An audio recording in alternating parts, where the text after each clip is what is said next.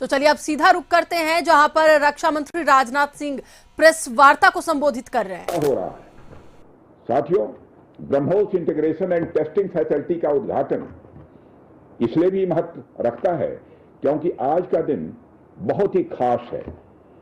आप सब तो जानते ही हैं कि आज नेशनल टेक्नोलॉजी डे है। आज ही के दिन 1998 में श्रद्धेय अटल बिहारी वाजपेयी जी के नेतृत्व में हमारे वैज्ञानिकों ने पोखरण में परमाणु परीक्षण करके दुनिया को भारत की ताकत दिखाई थी।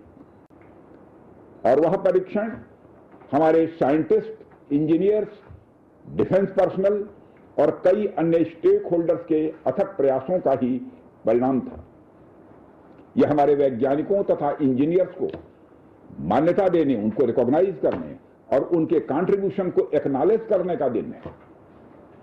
मुझे अच्छी तरह याद है जब मैंने इसका शिलान्यास किया था, उस समय माननीय मुख्यमंत्री श्री योगी आदित्यनाथ जी भी थे।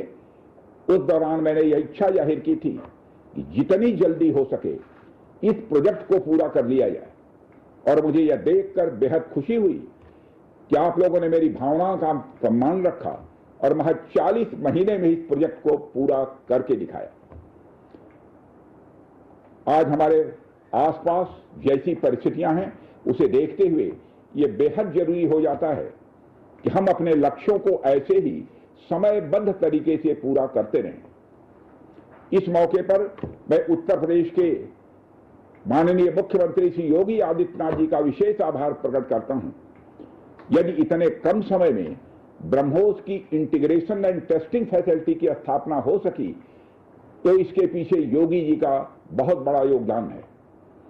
मैं डीआरडीओ, हमारे वैज्ञानिक, हमारे इंजीनियर्स और इस प्रोजेक्ट से जुड़े हर व्यक्ति और संस्था को मैं हृदय से बधाई देता हूं। आप लोगों ने दिन रात मेहनत करके इस इंटीग्रेशन एंड टेस्टिंग फैसिलिटी को खड़ा किया है।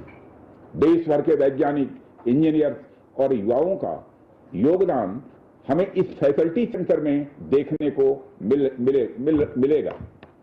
मैं आपकी मेहनत और लगन को नमन करता हूं। साथियों, हमारी सरकार जब उत्तर प्रदेश में डिफेंस कॉरिडोर के विजन को लेकर आगे बढ़ी थी तो उस समय हमारे सामने अनेक बड़े लक्ष्य थे।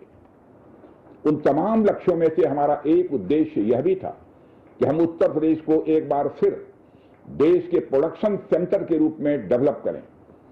यूपी डिफेंस कॉरिडोर लखनऊ सहित कानपुर, झांसी, चित्रकूट, आगरा और अलीगढ़ से होकर गुजरता है और ये सभी नोड्स आने वाले समय में विकास के नए केंद्र बनकर उभरेंगे।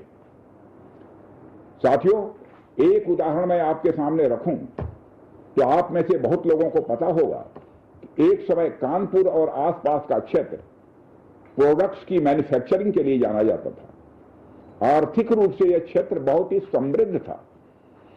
इसे मैनचेस्टर ऑफ द ईस्ट कहा जाता था।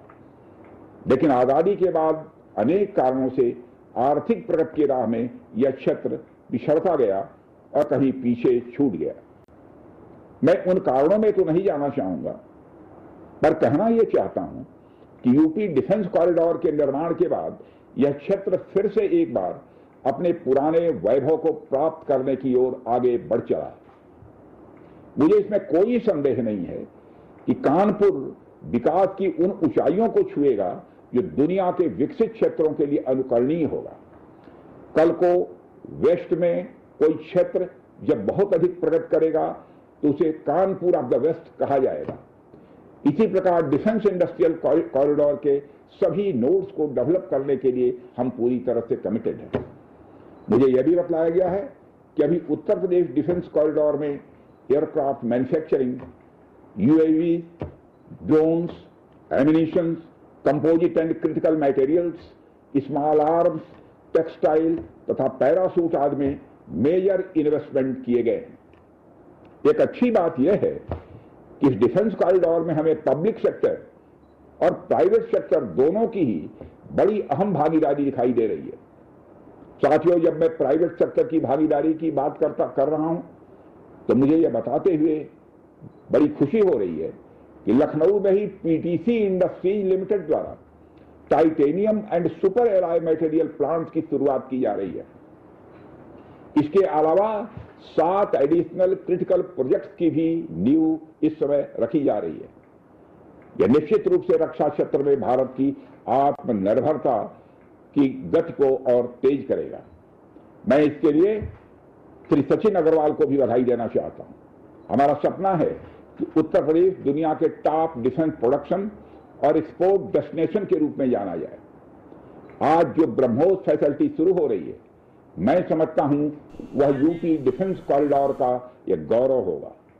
यह सिर्फ उत्तर प्रदेश का ही नहीं, बल्कि देश का सबसे बड़ा ब्रह्मोस इंटीग्रेशन एंड